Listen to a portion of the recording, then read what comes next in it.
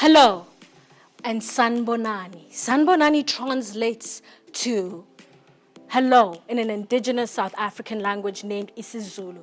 But frankly, it translates to I recognize you, I acknowledge you. So, Sanbonani, and welcome to Global Affairs TV and podcast. I am your host, August T. Medicha. Hello, gentlemen. Good evening. Today, our topic is colorism. Colorism, as defined by Oxford, is prejudice or discrimination against individuals with a darker skin tone, typically among people of the same ethnic or racial group. This was a term that was coined by Alice Walker in the year 1982. But you may say, August, hold on. Why are you talking about racism instead of colorism? Well, because there's a difference.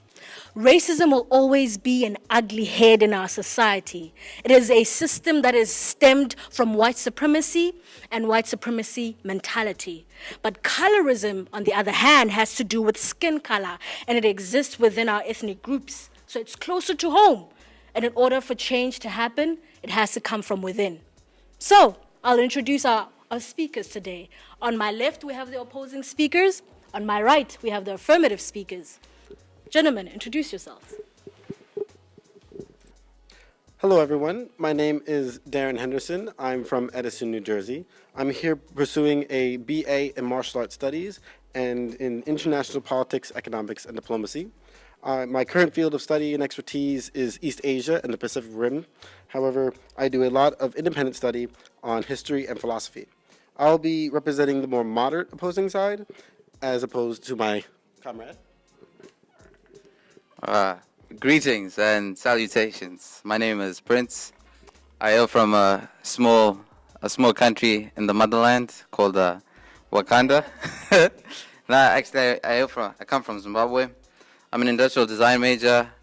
I like reading and talking about controversial topics. And as my comrade stated, I'm further opposing on the spectrum than he is.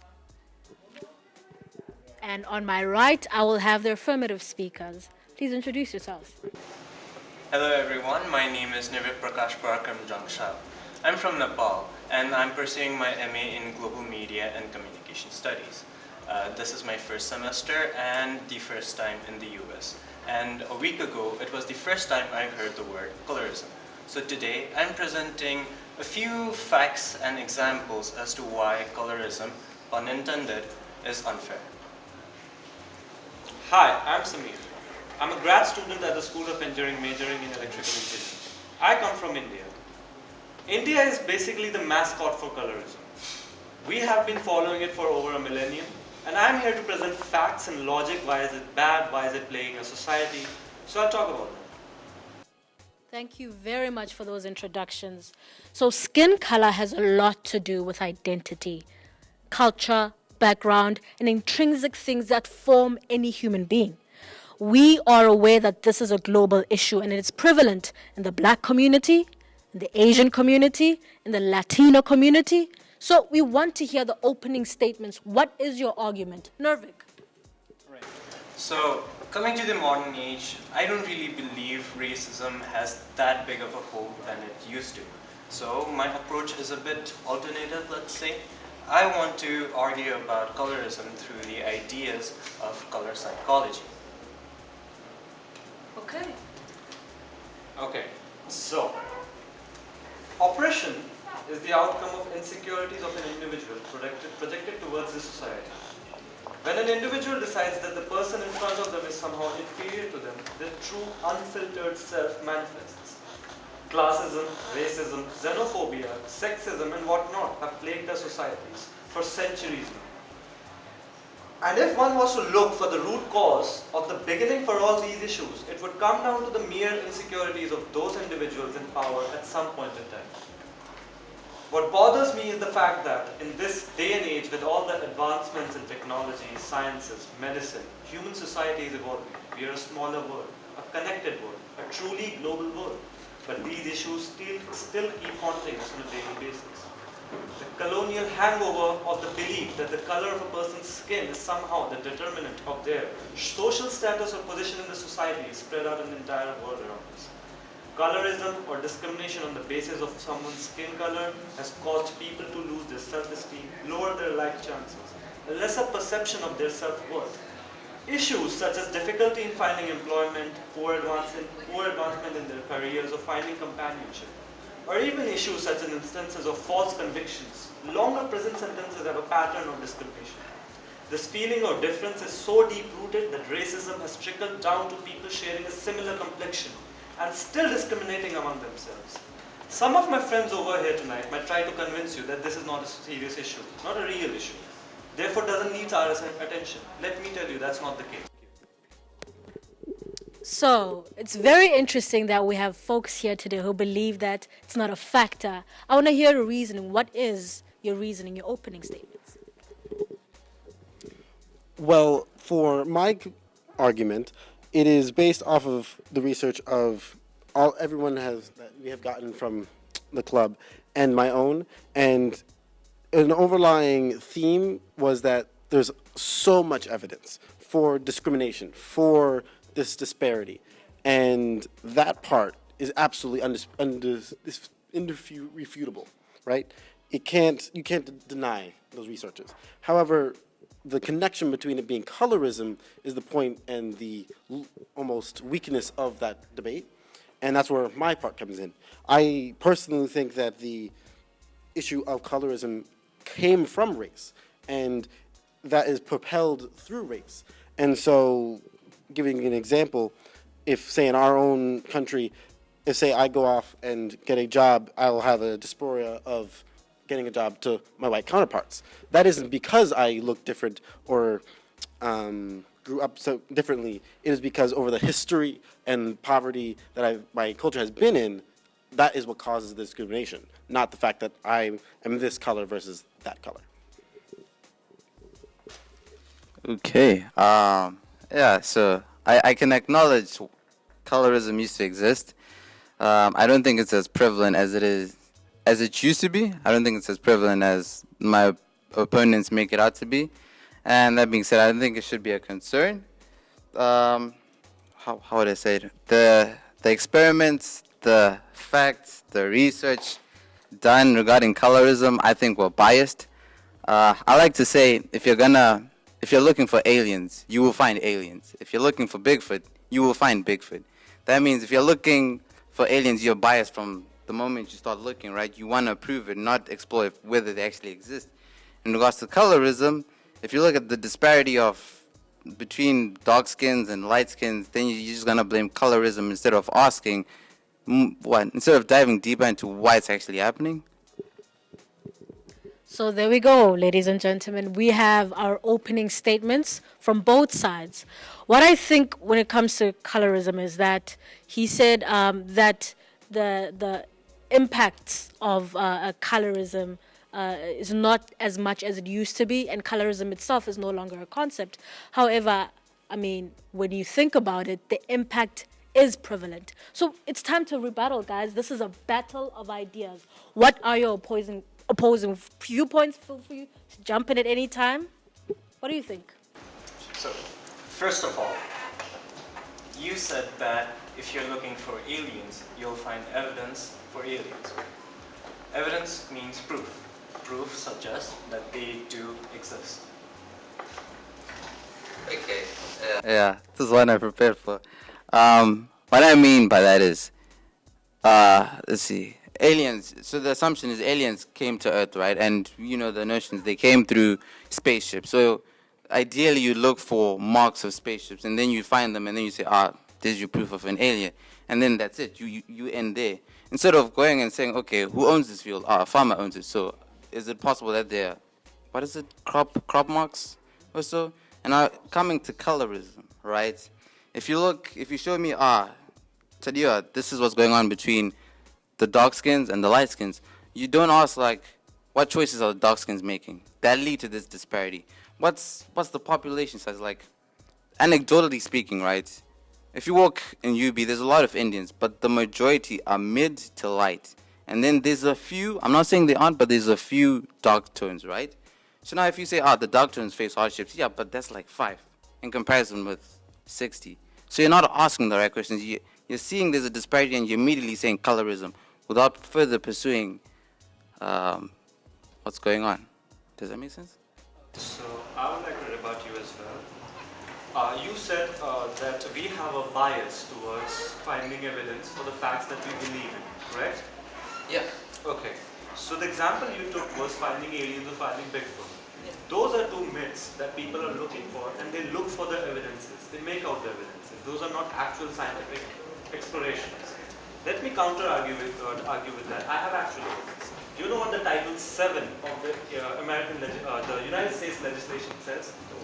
Okay, so the 1866 Act of the Title 7 United States legislation states that discrimination based on someone's race is not allowed. So, Porter versus the state of Illinois, 1981. This case came to a man named Porter claimed that he's being discriminated because he's from a darker tone, and the one who is discriminating against him, the state of Illinois, they're not from a dark, they're from a lighter tone. So the state had to acknowledge that discrimination took place, and they had to change the legislation. Why do you think that the legislation had to change? There is a change in legislation. The legislator, the lawmakers decided that yes, they found evidence. The change was made. There was a change. They found the evidence. I'm not producing it. I found it. Just to cut you in, could you tell us what the law says precisely? Okay, I know the change. What was the change? Yeah, so 1866 basically says that you cannot differentiate based on someone's race. 1981 adds on it that you cannot differentiate based on anyone's color. So let's say there's a darker individual who is being discriminated against by a lighter individual of the same race. Let's say someone from the African American community, if someone from a lighter shade and someone from a darker shade, and the one from the lighter shade or vice versa is discriminating against them, then the case for discrimination still can be filed. You don't need a precedent. So the precedent that was set was Porter versus. So the evidence that he claims doesn't exist because I'm trying to find it. It actually does, and the United States legislation agrees to it. So, to rebuttal. The first part has to be, we have to agree on evidence. And so the evidence is things that happened, correct? That's factual, it's scientific in nature. But science doesn't prove things. They conclude, or they actually, what they do is they say every other thing, and then this is the only thing possible, correct? Laws don't buy. Right, exactly. That's exactly the point. You're citing laws, which are created by people, which means that it is subjective. It is what they believe is happening. So if for example, he believes that he did get discriminated against on his color, and then everyone else believes that he did, then that doesn't mean he did get discriminated against. He believed he had, and he made everyone else think he had. So it doesn't prove it to be factual, it proves it to be a subjective opinion on a society. Hey UB, as President of Model United Nations, it is my privilege to work with some of our university's best and brightest as we grow from students into delegates. Each year we have the opportunity to go to Washington, D.C., New York, and countries around the world, representing the University of Bridgeport on the world stage. We join thousands of other students in finding solutions to some of the greatest challenges of our time. Public speaking, diplomacy, cooperation. We prepare you to attend these conferences as the best delegate that you can be. But we're a team, and we need leaders like you. Reach out to us on Facebook and Instagram, and please join us Mondays and Thursday nights, 8:40 p.m. to 10 p.m. in Carlson 214. We're excited to see you there.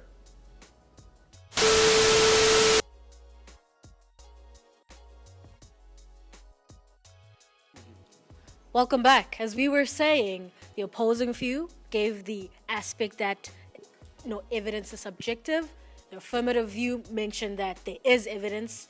Even though it's subjective, it is valid. Let's move on. So my friend over here is suggesting that evidence is subjective, that it's the people's opinion that is driving the argument. Okay, let me ask you a question. Do you see a pattern that poverty lurks in certain communities and it doesn't in certain communities? Do you observe that pattern? Just a yes or no question. Yes. It does? Yes, it does. Yes, it does. Okay. So, when you say that the evidence is subjective and it's people's opinion, People's opinion form in two ways. It's either propagated through propaganda, someone convinces them something is true, or people observe themselves. That's how our society functions. So when I cited the case of the Title VII, the Discrimination Act, the original act that was drafted in 1866 disallowed the citizens to discriminate among people with different races on the basis of their race. There was a claim, Porter versus Illinois, where the judge ruled color claims, if not proxy for some other form of discrimination, color claims, if not proxy for some other form of discrimination, doesn't encompass anything else. Like if a color claim claiming discrimination isn't containing other forms of discrimination as well, it's not discrimination. So if a people, if a friend of color, if a friend of mine who's someone from someone color discriminates against me, and I go towards the court for justice, they say that I don't have a case. How does that function then? It's my opinion that I'm being discriminated against, and I convince people I have these are the facts, I'm facing these situations, and then people either they can side with me or they can't side with me. Like right now you're choosing not to side with me, or some people might want to choose to side with me. I convince them, or they are convinced themselves, yeah, this guy is facing discrimination. Those people decide, okay, this is wrong, we need legislation to stop this. Some other cases that came forward with a similar claim: Walker versus the IRS, Francis College versus Al-Khazrazi. Okay, so these cases had similar rulings, that the color claim was not legal, that there's no precedence on that just a color claim cannot be cited as a discrimination case. So that legislation had to be changed, that just race isn't a factor for discrimination. Color has to be counted in as well, because there are cases presenting themselves that color is a factor for discrimination. So when you say that it's subjective and the evidence is not clear, there are some people, that's just an opinion for some people. Why are there so many prevalent cases of color discrimination? Well, let's clarify on one thing. The evidence we put forth will always be subjective, because colorism, the institutions that converse about it, the people that make the government, they're all people. They're all subjective. There wasn't governments before there were people. Dogs don't make societies. Animals don't do the same sort of thing. We are the only beings that do that. With that being said, every single piece of evidence that you will make in an argument based on the government and discrimination will be subjective. Now, that doesn't necessarily mean that that thing happened or didn't happen. For example, if we want to say, did slavery happen? Yes, because we have evidence and factual evidence that proves it had done. Same thing with colorism. If we want to prove that it had or had not, then it's based on this evidence we're talking about. But it is the opinions part that is the issue. If I say that I had been discriminated against by color, didn't mean that it actually did happen. Whereas if, say, I said slavery, you have chains, you have historical background and evidence of the papers being signed from Europeans to other Africans, you have the slave trade, you have commerce being, there's other factors that are involved, not just, they say, people to people. There's money, environmental factors, and the diaspora. I find it interesting that in every single rebuttal that you're not rebuttal, but every single argument that you leave, you put in historical cases, which is our point. My point is that every single time a case comes up, there is race involved, and that is the beginning part. So if you want to say, for example, that, let's use a non-black oriented one. Let's use the Chinese Exclusion Act. In terms of skin tone, they're really close to white. Right? I could be wrong, but in my experience, in my anecdotal evidence, they're pretty close. And so how can you explain an 1882 law that says no more Chinese in America? Based on their color? No. It is, they are Chinese. And anything past that is then added on with the color, but it all stems from the fact that they are a race. I just want to jump in here a little bit and say, let's bring it close to home. I agree that statistics are there, they're valid. My question is, what do you say about skin lightening products, the beauty industry, cosmetics? Let's bring it home. Yeah. Okay, do you want to go ahead? or should I? Sure, I'll go ahead. Okay. Where to begin? Okay, so we are looking at the camera now. Okay, so I'm from Nepal. He's from India, and skin lightening products like Fair and Lovely, they're very well marketed in our area. So whenever there's a commercial for the said product, there's a tan girl moping about not getting the guy or the job, because modernity, right? It's not about love. So then a friend introduces her to Fair and Lovely. She tries it on for a week, she gets fair, and guess what? She gets the job, and the guy in some cases as well. So we have this concept that is kind of accepted as a social default, that fair is good, being dark is unacceptable. So like I said in my introduction, that I want to talk about colorism from the aspect of color psychology. You see, when we look at colors, it invokes a mood in us. It sort of kindles an emotion, and surprisingly, it also stimulates psychological reactions. Whenever we see the color red, we want to believe that it is aggression. When we see color yellow, it means happy. If we see blue, it means calm, and so on and so on. Now, white forever has been accepted as being fresh, being pure, being clean. Black, on the other hand, has been always accepted as being mysterious, evil, and something is lurking in the dark. So this association has, well, again, this isn't objective, this is subjective, right? But since a lot of people have harbored this belief, it is kind of objective, right? Not fully objective, kind of objective. Okay, I want you to jump in, Samina. Okay. So let's move on to a lighter note.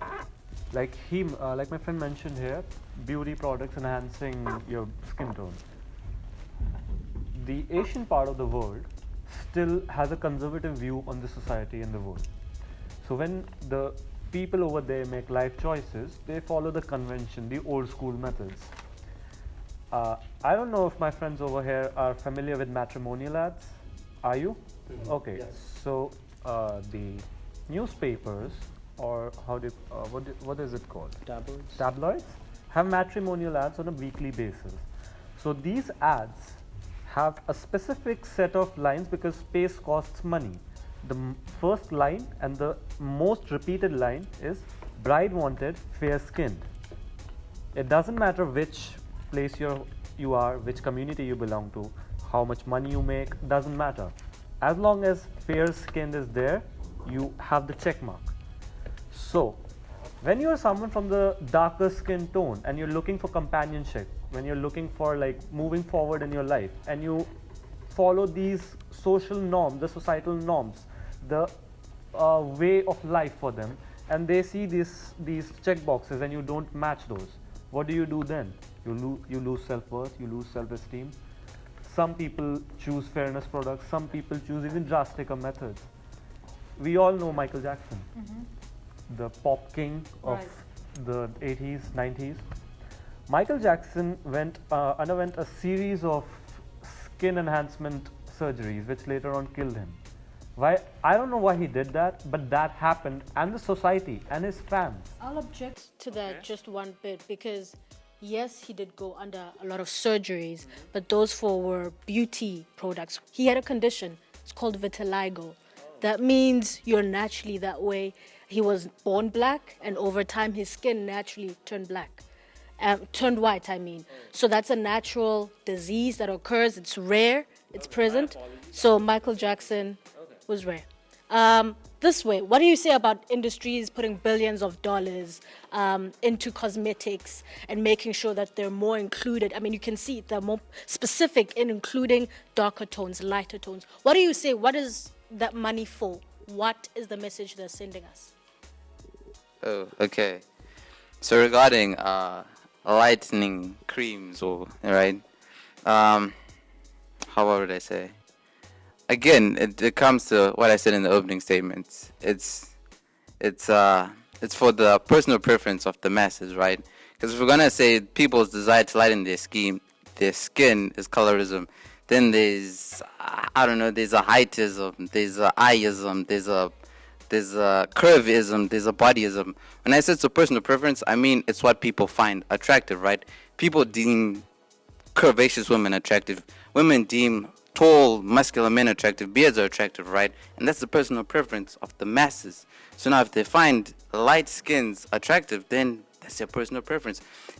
I would say it's colorism if people then said dark women will never be as attractive as light-skinned women. But that's not the case. People are just more attracted to light-skinned women. Guys are more attracted to curvaceous women. Girls, general statement, I'm generalizing it, but it seems that they're more attracted to tall, muscular women. And that's a personal preference. It's not discrimination. If a short guy came and said hi to a girl, she might just go with him, right? She might just go with. I'm not Just on the short and the tall or entirely? Okay, I think I need to clarify my question on that. Oh, Yeah, you're right. You're on the right track. But to get to the crux of the matter, why do young girls, young women, go through health-threatening processes to turn themselves lighter? Even though skin products, they're not qualified, they're not verified within our cosmetics industry. They burn their skin. Some people, they're permanently burnt because they want it to be lighter. So they disregard the prerequisitions that are there to tell them to say, hey, this is not products that are from valuable sources. So what do you say about that? The need for lighter skin tone, they're willing to go through the fire just to be lighter, regardless of the verification. This was the exact point I was trying to convey. Oh. Telepathy. My apologies for jumping in there. Okay. We have a rebuttal. Well, Since you had the same, unless you had something to add. No, I had something for him. Okay, let's have a conclusive thingy. Go on. So, Prince, I mentioned that it's a personal preference. Men like curvaceous women, men like women from the lighter skin. But that's their personal preference. Let's say you are an employer. You are an employer, and you want someone to work for you, and you want to trust him because he'll be working for you. Let's say you're hiring an associate or you're hiring a secretary. Okay, so you want him or her to be trustworthy, pleasing to the eye, that he represents you or she represents you now. So when people will be coming in to meet you, that's who you're going to be identified with. So now when you're hiring that person, what are your criteria? You can say, it's my personal preference that I want to be identified as someone who is pleasable or say attractive. So you hire an attractive person. How would you classify that? As discrimination or your personal preference? personal preference. Plain and simple. So I believe that's wrong, my friend. That's discrimination. That's No, the listen. definition of discrimination. Can I answer, right? Your argument is based that light skin, fair skinned people just come and apply, and then a whole bunch of dark skinned people will come and apply, and I'll just immediately say dark skinned women out. That's not your argument, right? So your argument is that they come in, I look, personal preference. My argument is naming discrimination as personal preference of the masses is wrong. No, you see, like that's my counterpoint, right? Listen, I would say it's colorism. If dark-skinned women, a whole bunch of them came in, and light-skinned women came in, and before looking at the dark-skinned women, I said, anyone who doesn't, they did the plastic bag tests, anyone who's not the shade of this plastic bag, please leave. That's colorism. But now if the dark-skinned women come, and I go through each and one of them, and I pick 2, and then I pick 5 light-skinned women, that's personal preference. Out of the dark-skinned women, I didn't find them attractive. That's not colorism. I'm not saying they aren't dark-skinned women who are attractive. No, but some of them, they just are my type. I'm speaking anecdotal. I mean, if I was the person. Okay. If I was. Let's get back to the topic. So, Colorism. right. So I think in your question, it raises a good point that we need to define exactly which area of study that we're wanting to debate about. Because if we're just going to generalize as we have been with that becomes behavioral and add which Exactly, and that becomes, as you have quoted, psychology. And if you're going to make those arguments, I think that's a different debate, because there are objectively subjective things that happen because we are a certain kind of people. In martial arts studies, we go through and have to understand psychology, because obviously punching someone, you need to understand why that's happening. And so we go into depth of what happens in the brain. And so in psychology, there are three brains that you have: the snake, the monkey, and then the human, or cognitive. And each one has its own different approaches to things. And so the snake is what we're talking about. It is, I like this thing over that thing. I will go to red instead of blue because I want to eat that thing or say, for example, a bull will attack this thing versus a snake swimming because it's in blue water, right? Those are the types of brains those have. We, on the other hand, have the cognitive brain of making decisions, ethics, and so forth. And that is what I think comes back to the core value of what we're discussing, not those. Yes, they are prevalent, and yes, they intermingle between colorism, but we're not talking about psychology. We're talking about discrimination. And that, in my personal opinion, is law-abiding, is legal, is societal in what happens and what can't happen. Right. And that is political ethics and not psychology ethics. I want to know about him.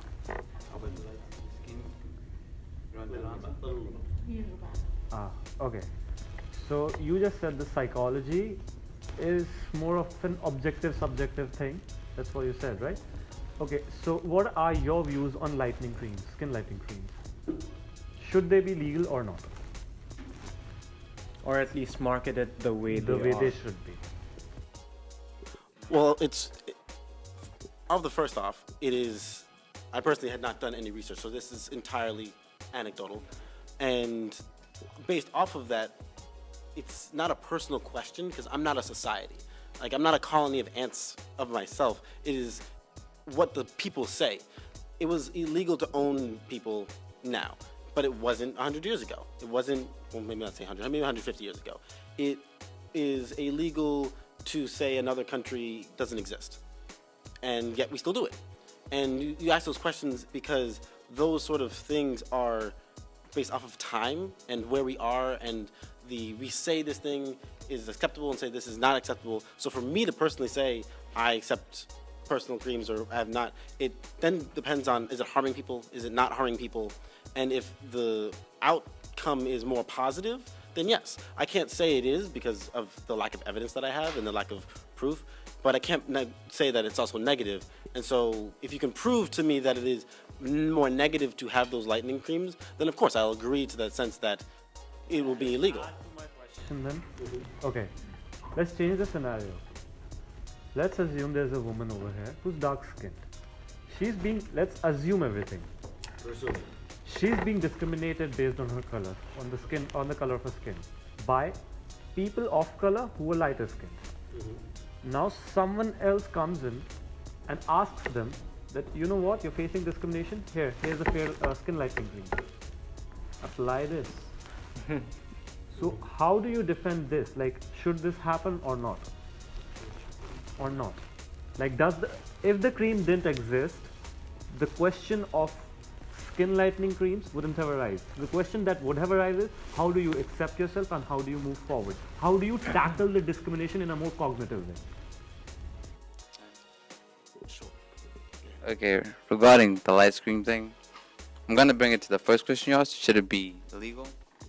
Yes. Reason being is, I think when looking at lightening creams, right? You have to look at it with the visual unity. That's an art term where you look at the whole picture before you start to look at the small intricate details that the artist has, put into his composition. And lightening cream, to me personally, is up there with breast enhancements, butt enhancements, lip enhancements, and so forth. So now, if those are legal, why shouldn't lightening cream be legal? That's my argument to it. So again, it boils down to like the personal preference. If light cream is deemed attractive, same way as big breasts are deemed attractive, big buttocks are deemed attractive, and so forth, then it's a personal preference. The discrimination, that's your call, but that's subjective, as he's been stating. Then you're not doing enough research, right? You've immediately assumed that it's colorism. Yeah, the example reiterate your second question? I will not allow that Oh, okay. due to time constraints and also the direction of this conversation. The concept of this is derived from societies in different parts of the world where young men and young women, although we must identify that this is an issue that is prevalent within females and women, and it has to do with self-esteem. This is an issue where we have situations and reports of young girls and women who have killed themselves, who have committed suicide, who have run away from home because they're embarrassed of the outcome that has come from things that they have done in order to lighten their skin. They've went to, background places to get themselves lighter. And this is from a system that is, it's intangible. That's why we're having these conversations, to bring it to the light, because that's something that's never had a conversation about. What about the social aspect, where on social media somebody is darker? There's a conversation about, you are easily tuned to make it a humorous conversation rather than one that is of value compared to a lighter skinned person. If you look at the different shows that we have on television today, who are the screen players? Lighter skinned women. Why is it like that in our media? Why is that image that's being portrayed in our televisions and our media platforms being stated that, hey, we are promoting lighter skinned women? Colorism exists. And I say that I know I'm supposed to be unbiased, but I want to understand, what is your perspective? Why do you think it's made up? It's a hoax. It doesn't exist. It's about preference. It's a change of tone. Why do you think that? Can I add to that since we are already on it? Okay. So, excuse me. Yeah. So, you're saying that all our evidence is subjective because there are people involved and their own their own personal biases and preference come along in their decision making. Okay, since we have a time constraint, I'll just give you a few examples. You don't have to believe them, but they're here. We have studies to prove them. Light-skinned Latinos, am I allowed to use the word? Yes. Light-skinned Latinos make $5,000 more on average than dark-skinned Latinos. This is a research from Villanova University. Okay. I can cite the book if you want later on in the night. Okay. So, a study found that 12,000 African American women imprisoned in North Carolina found that lighter-skinned black women received shorter sentences than their darker-skinned counterparts. That could be random, but there are 12,000 cases of that. Something's happening 10 times, I'm game to consider it random. 12,000 times? Not anymore, my friend. Okay. Just adding to that, and that was a study done by Tom Jacob from Pacific Standard, right? So, just adding to those points, lighter shade men with a bachelor's in business administration get more jobs than darker skinned men with an MBA.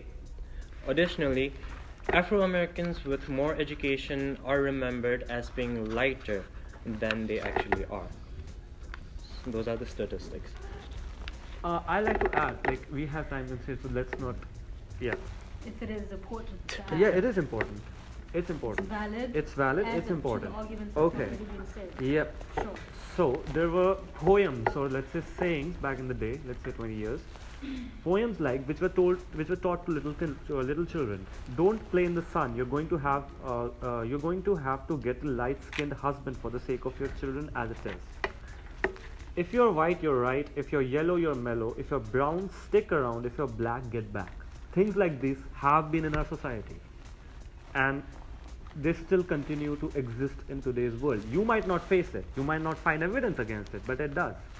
Go around. Have a conversation with people. That's all I'm asking. Have a conversation with people. There are sections of the society where media attention doesn't get through. You don't get through. I don't get to go there.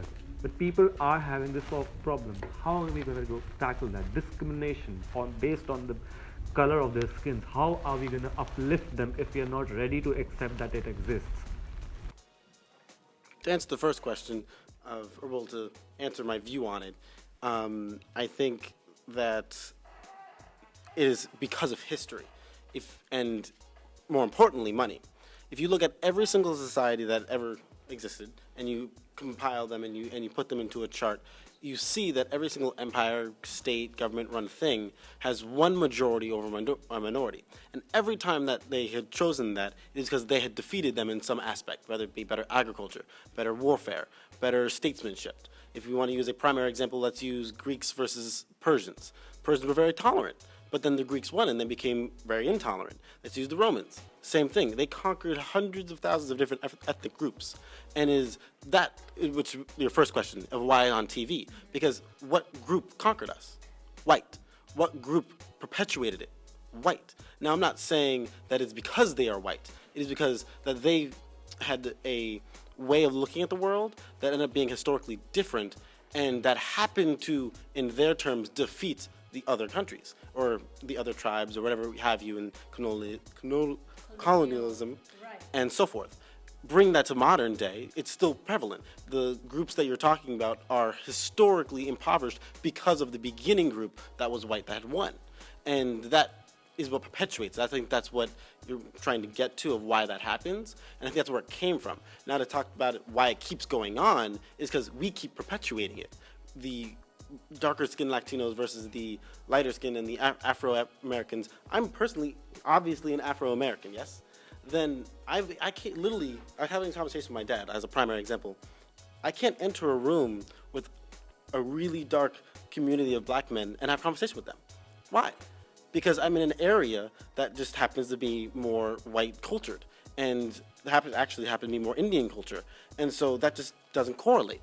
And you say, why is that happening? I don't think it's necessarily because I am this color, but it's because they're different from me.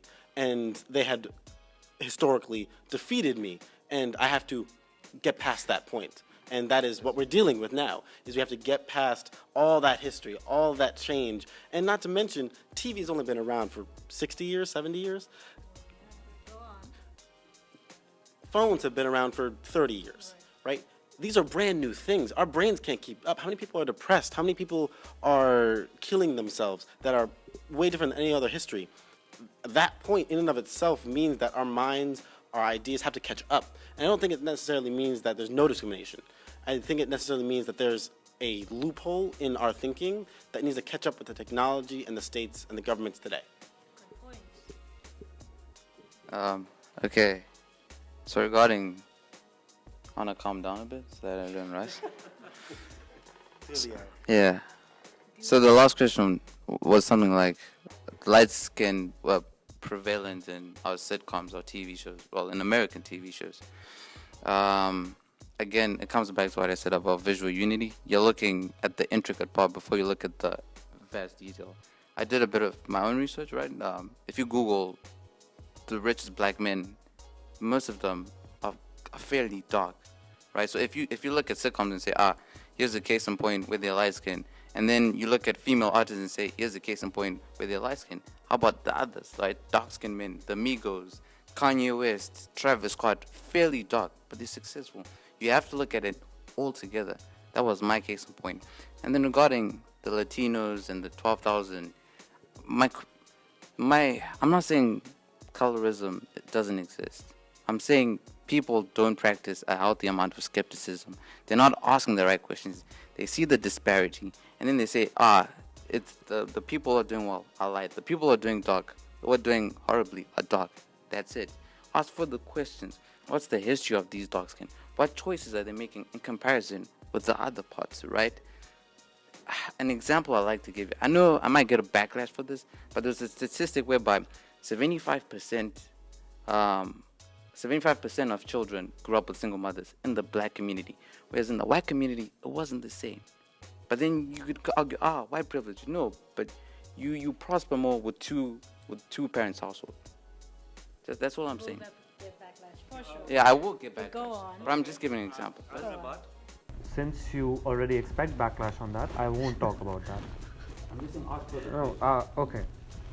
So you are saying that colorism does exist, but we have to, it isn't prevalent anymore. It's not as prevalent anymore. You said they made a law about it, So it's died down, right? okay, let me continue. Sorry. Okay.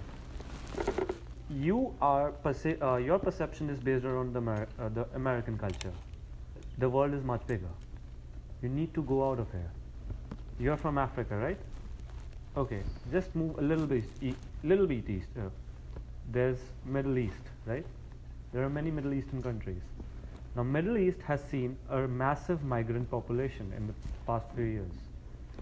The UAE, the Saudi Arabians, the Lebanese, the Jordanians, they have a mass population of people who have migrated to their country. Now, there are different hospitals for them over there. There are different schools for them over there. People from different communities go to different schools. Although, majority of them are from Asia, have a similar racial background, have a similar skin tone, but still they have different schools for them, they have different playgrounds for them, they have different everything. Even hospitals are different. Now, I get it. I get it that it's not as prevalent. It might be the case with 10 of these places, but it still exists. Now, what would you say to, like, say, a 5-year-old person or a 12-year-old boy or a girl who's growing up, who has both his parents, who's at a certain level of the society with a certain level of, what should I say, economic prosperity? He's at the same level with us. He's going to the same high school. He's going to the same playgrounds. Everything's same. When he's being discriminated against, I understand. Let me complete my sentence. I'm just giving an assumption here. I understand that this isn't prevalent anymore, but what happens when it does? I'm not asking you to say that it happens like in a case study of 100 cases, it would happen 80 times. I'm telling you that if it happens in a case study of 100 cases, if it happens once, it's wrong. It should stop. Because if it happens once, if it promotes a second time, and the cycle would continue. There's this Wrap it up. yeah, there's this practice, to end racism or to end colorism, let's just stop acknowledging races. We are a human race. Biologically, scientifically, you and I are the same. Should I continue? I'm continuing. Yeah. Biologically, we are the same. So let's just call ourselves the human race and call it a day. This way, like with time, we'll just end racism. That's not going to happen. That's not going to happen because the impact of white privilege will continue to exist. Whether you call it colorism or racism. That's my piece. Your rebuttals. I know you have a quick one, but we're running. Yeah, we're running out of time. So at this point, I will request closing Statements. starting. I think the greatest part about this argument and this debate was that we are debating colorism, but they had not rebutted the core of at least my arguments, that the race part is the more important part, and that is what propelled it. To talk about the humanity part, I think that humans have a horrible way of deciding what is this thing and what is that thing. Like, if you ever study biology and environmental science and ecology, like, those things, like, it's very slim. And even to throw that into a debate about something so is a weak argument to say. And as to close off, I think that it's important to remember that we weren't saying, or at least I was not saying, that colorism doesn't exist. We're saying that the discrimination that does exist is all societally racial. And that is more prevalent, and that is what is being pushed. Okay, I never said colorism doesn't exist. I said it exists, but in small amounts. My argument, my closing statement is, to me, I mean, you no offense, but you sound like you're chasing aliens, right? You're giving me, this is what happened, the disparity, blah, blah, blah. But you're not telling me the further research they conducted. I want to hear, they looked into their backgrounds, look into the decisions they made, the actions. Don't just look at the skin, look at the content of their heart and what they're doing with their bodies. That's all I'm asking. Then you can come to me and say, yeah, today they made the right choices, but they still got discriminated. Here's the case, blah, blah, blah, blah. It's the equal paying, equal education, equal opportunities. And I'll be like, okay, now I'm seeing it. But that's not the case. Immigrants, they start off, if you're immigrating to a country, you're poor. Okay, that's about it. Sorry. Okay. Okay, just like off record, I have some evidences regarding Let's not get into it. Okay. There's the camera. Okay, lost my train of thought. Okay. You say first, and I have a cool closing statement. Okay, sure. Okay. There's the camera. Okay. Okay. So, like I said in my introduction, colorism isn't just about racism, but there are a lot of things that go into it as well. For instance, one would be classism. We all aspire to be rich, and unfortunately in this world, a lot of rich people are white. So there's a certain case of aspiration. Those who are of color want to be affluent and thus make themselves victims of propagandas that push them towards being more lighter shade. So I think such a trend is a very toxic way of going about life, and as we acknowledge that racism does exist, I think we should work towards breaking it off and moving past that phase. Thank you very much. Closing on my end, I've heard a lot of opinions tonight on this issue, and can say with this, I have faith that I can say this now. As long as we are having the conversations, at least talking about it, we can come to a conclusion. Maybe a solution, I don't know. But I find it like very elating that at least we are talking about it. We all had a week's time to research on something we didn't know existed a week before. And we did pretty good. I know I wouldn't have covered all my ground. I know Nirvik wouldn't have. I don't have the same faith on you as well. But at least when we put all our heads together, thanks to August for that, we at least could talk about it. So what my belief is, as a society, we need to provide a safe and healthy environment for every individual member. Indifference and ignorance cannot be the norm. Classism and oppression cannot be tolerated. And people have to speak out. Silence is only empowering the wrong people. Call out the people for their terrible behavior. Support people who are being given the short end. Start a conversation with people, and moreover, keep a healthy conversation going. We are the change we wish to see. And to conclude, the first step towards solving any problem is recognizing there is one. So thank you, everyone. All right, even my hat fell off. Was that good? So thank you so much, gentlemen, for this conversation.